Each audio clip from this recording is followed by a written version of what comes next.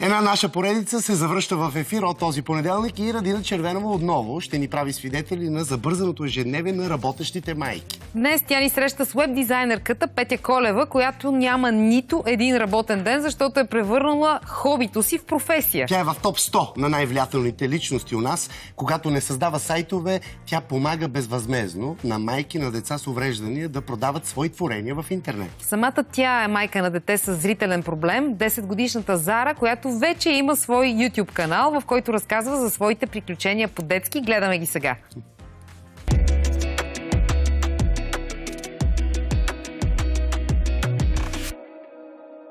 Днес ви срещаме с една жена, която почти постоянно е пред компютъра. Тя е уеб-дизайнер. В свободното си време помага на жени с деца с увреждания. Между всичко това се грижи и за 10-годишната си дъщеря. Отиваме при Петя Колева сега. Здравейте, аз съм Петя. Заповядайте в моя дом, откъдето работя всъщност и по цял ден. Елате с мен.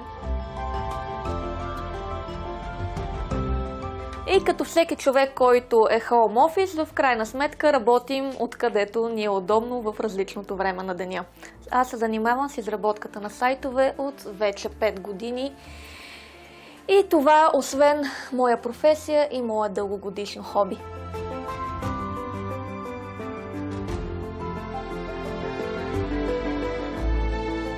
Петя, разкажи ми как изглежда твоя ден. Като начало стартира по начина, по който стартира на всяка една жена. Събуждане сутрин, приготвяне на детето за училище, водене на детето до училище, като тук се редуваме с баща й. След което оправяне набързо вкъщи и се захващам за работа. Работният ми ден няма фиксиран час на започване и на приключване.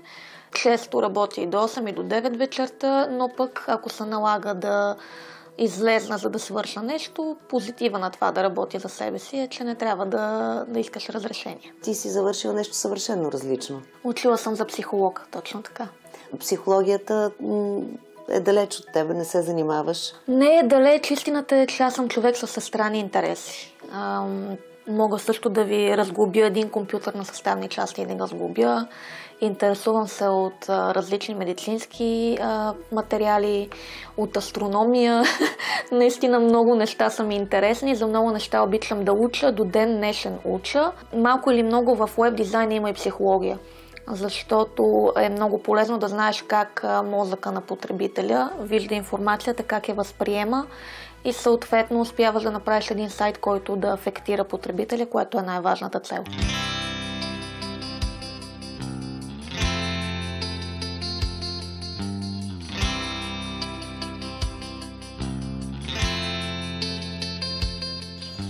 Училището на Зара поне е съвсем близко. От до година обаче ще е в ново, тъй като това е само начално и вече ще трябва да пътуваме повече, за да може да я вземем.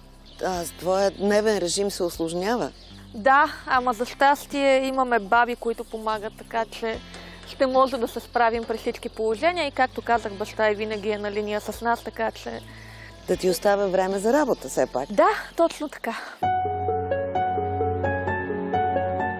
Зара има проблем с зрението. Да, Зара има много рядко очно заболяване, което се нарича хроматопсия. На дясното око има 5% зрение, а на лявото 10%, като това е когато носи очила. В смисъл такъв, без очила зрението е още по-слабо. Най-големият дразнител за хората с това заболяване обаче е слънчевата светлина. Когато има ярко слънце, всичко става доста светло, което е голяма пречка за това те да виждат ясно. Имаше един период от 7-8 години, в който ние не знаехме какво се случва с нея точно. Не знаехме каква е прогнозата, т.е. дали тя ще запази зрението си или в един момент нещата ще се стопират като развитие и ще останат на това ниво. За щастие, това заболяване не се влошава. Тя вече е достигнала възраст, в която то се е развило в своя максимум и не очакваме да има някакво влошаване за напред. А ти как се чувстваше през тези 7 години? В началото ужасно. Редовно лекарите питат доносено ли беше, как мина раждането, все неща, с които са били при нея като по учебник, толкова лесни. Незнанието е наистина много голям проблем за родителите. тъй като те не знаят как да подходят, не знаят кое ще е правилното нещо, дали трябва да обучават детето си на специални неща, ако евентуално загуби зрението си, да е подготвено. С времето обаче се свиква. Свиква се, има едни такива етапи, през които всяка една майка, и включва и баща на дете с някакво подобно заболяване, минава. Първото е съжаление, отчаяние, отричане дори, но след това идва етапа на приемане и на намиране на позитивните неща. Ето, ние сме благодарни, че тя има зрение, тя се справя прекрасно. Никой от хората, които я познават, ако не знаят за заболяването, и няма да предположат, че тя има такова. И смея да кажа, че се развива като един прекрасен човек, с който от сега се гордее.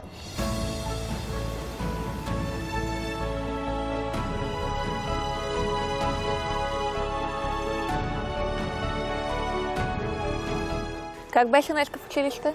Много забавно. Видях, че по български и по физическо са ти качили нови шестици. Да. А яда ли хубаво? Да. А имаш ли някакви приключения, както обикновено имате? Някой с някой се скарал? Не, този път не. Всичко беше наред? Да.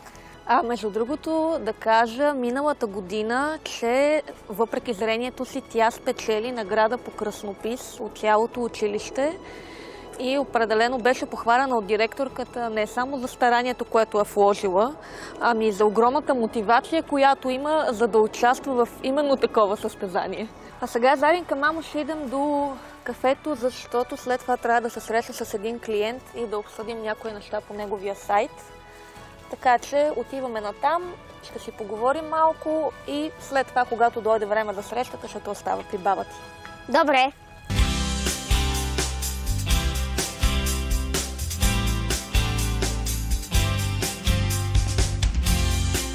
И сега обикновено тук е мястото, където се срещам с клиенти, когато искат да имаме контакт очи в очи. Другото, което те ангажира много, това е групата във Фейсбук. Точно така, да, това е Фейсбук групата "Купи подарък от майка на дете с увреждане". Тя съществува вече от 2 години и половина. В нея сме събрали 5 администратора сме, над 225 000 потребители. 225 000 човека избират да купуват своите неща от близо 600 творци. Като тези творци са основно майки на деца с увреждания и с времето към нас добавихме и хора с увреждания. Някои от тях плетат, други шият, трети рисуват, четвърти изработват неща от глина, от восък. Изобщо в нашата група може да намерите наистина всичко. Има хора, които продават дори зимнина. Това е занимание, което извършвам всеки ден по понякога и няколко часа от времето си. И наистина го правя с най-голямо удоволствие, макар да е безвъзмездно от наша страна на администраторите, е лично наше, не мога да го нарека само кауза. Това е като призив, който с удоволствие правя всеки ден. Зара като че ли е тръгнала по твоя път? Да, има от 2 години и малко повече даже собствен канал, с който, разбира се, аз си помагам да менажираме и реално оттам е целият ми опит в YouTube. Приятели, здравейте! Аз съм Зара, градинка е в багажника. Къде съм? Нямам си никаква представа къде съм. Имам YouTube канал от 2 години и малко. В него качвам всякакви видеа. Какво най-често снимаме? Как се разхождаме и... Как се разхождаме и също много обичаме да рисуваме. И освен рисуването, какво ще обичаме да правим? Шопинг! Обичаме да правим шопинг. Това е Звездинка и тя е моят най-добър приятел в снимането, също и мама. Тази Звездинка също е направена от жена от групата "Купи подарък от майка на дете с увреждане". В нейния канал вече сме качили близо 150 видеа. Има над 2500 абоната и това е времето за мама, тати и Зара. Баща е понякога също участва, а дори да не го снимаме в кадър, той винаги е с нас.